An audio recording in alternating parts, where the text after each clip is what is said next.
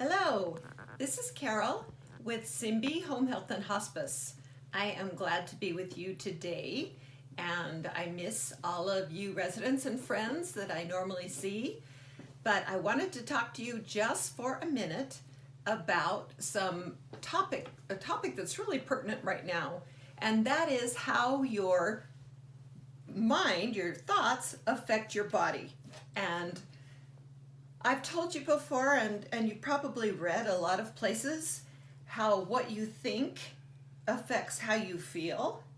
So if you think about it, if you think positive thoughts, happy thoughts, they're called affirmations when you write them down and you say things like, I am strong and beautiful.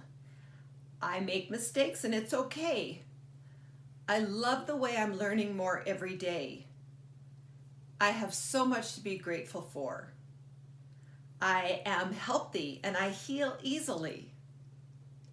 I make friends easily and I feel their love and support during these hard times. I appreciate all of the nurses and doctors and people that are helping and who love me and who want to help me stay healthy and well.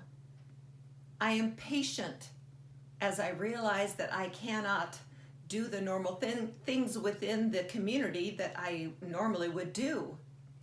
Those are your affirmations. They are most effective if you will either write them down and repeat them every day. Believe it or not, it's better to do it in the mirror. So look at yourself and get your posture great and tell yourself those things. Another thing you can do is to journal them, write them down in a diary, write your feelings down. If you feel cooped up, if you feel like you're going stir crazy, if you feel like the rules don't apply to you or why should you do this, and it's all negative, write it down. I feel anxious right now. I have anxiety thinking about, and just write down whatever you feel, even if that is negative. And then you look at that, you can choose to either rip up the paper and throw it away, symbolic of you getting rid of those negative thoughts, or you can choose to then write the affirmations that we talked about. They spend so much money, the athletes, the Olympic athletes, on sports psychologists. Why? Think about it.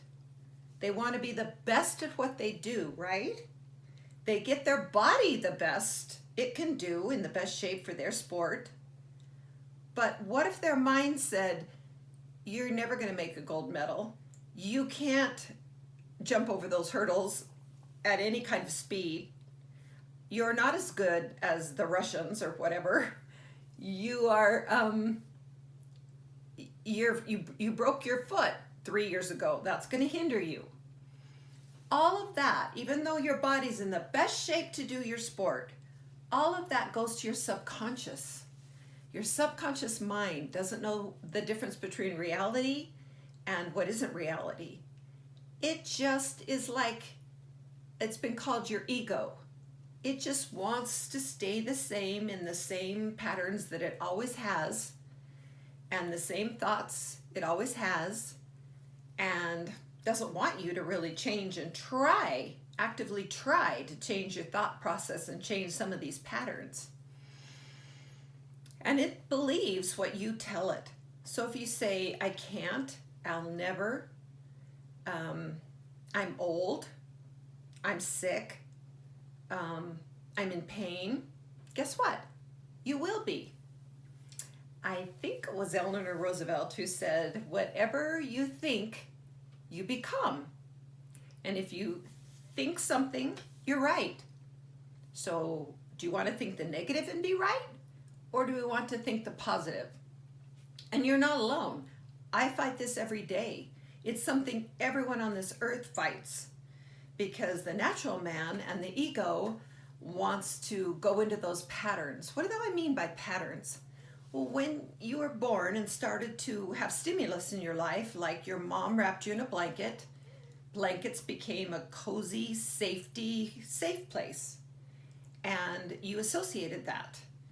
And when you went to first grade and the teacher had you do a simple math problem on the board and the kids laughed because you didn't understand it or something?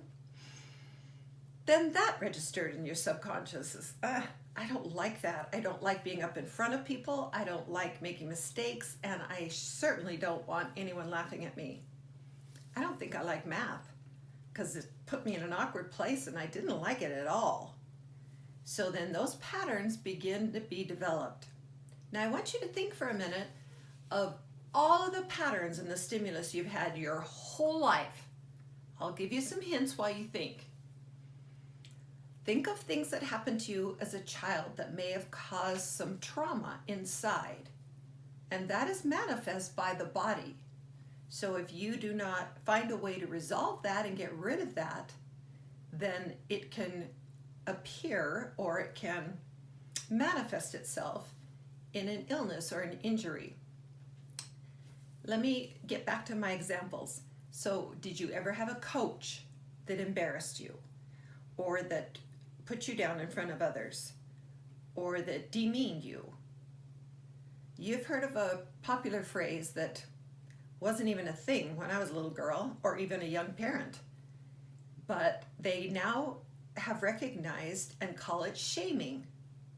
So if you are shamed in front of someone, it's kind of like embarrassed or bullied or made to feel like you're wrong, demeaned, talked down to, trying to be controlled, not feeling like your opinion is taken seriously or worthwhile.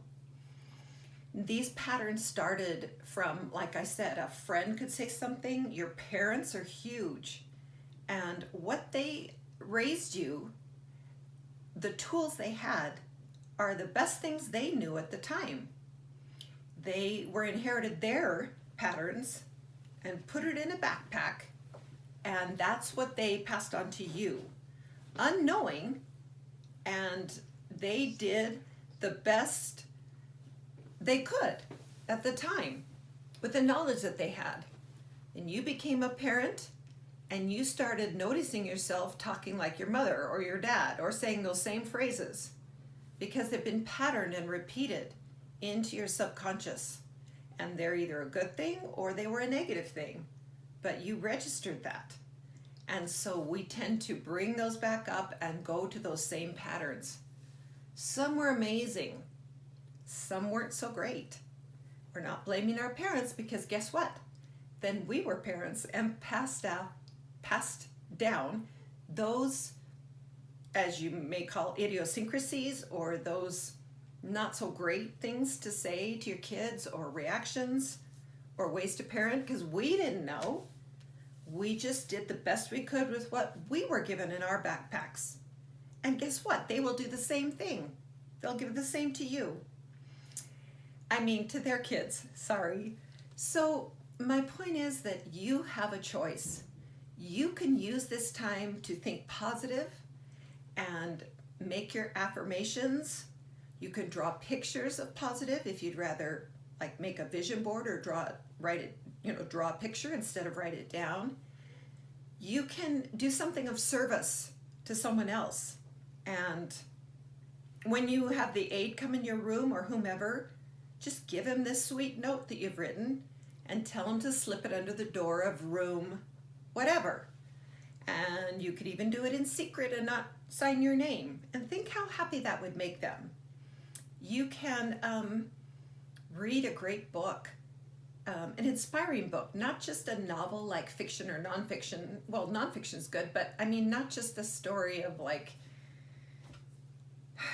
knights in shining armor, but actually these self-help books and these books that'll make you think. A good one that I like to read is called The Language of Letting Go. Another one is called, let me think. Now I'm put on the spot. I'm doing this extemporaneously. I'll think of it. But there are so many good books that inspire you. Oh, I remembered. Seasons of Reflection by Edward Stratton. And so read a good book. Call a friend in another room. Ask the aide to give you their phone number, or you give the aide yours and have them call you. Call the people that are usually at your dinner table that can't be, and have a chit chat. Encourage them. Say, how are you doing? I was thinking about you. All of this puts you outside of yourself.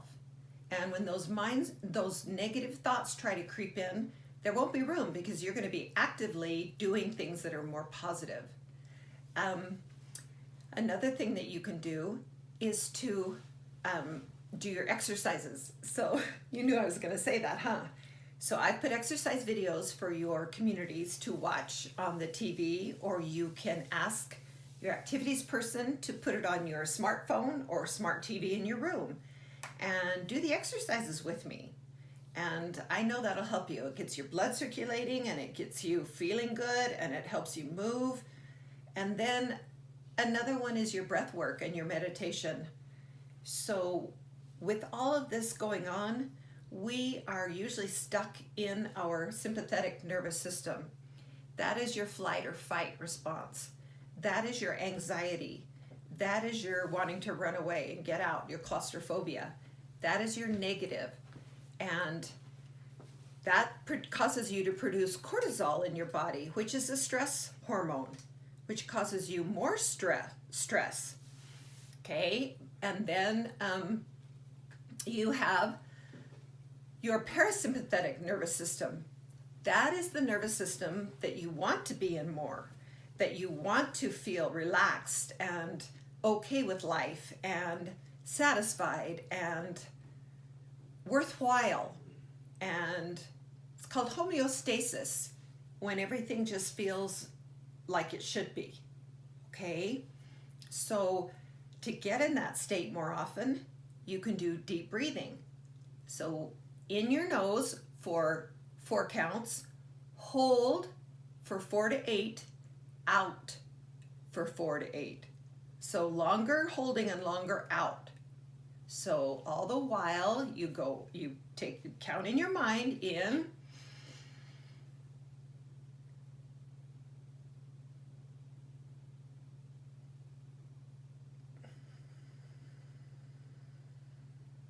good, and out through your nose. In your nose.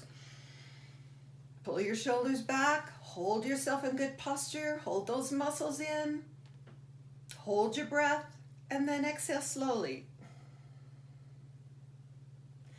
Your mind is forced to then concentrate on your breath work instead of concentrate on the negative things that roll around in our heads. And then when you're doing this breath work, you can also slowly play some beautiful music that you love, some calming music while you do your breath work. That will put you in the parasympathetic nervous system and help you to relax and not be so anxious. It'll make you feel more positive than negative.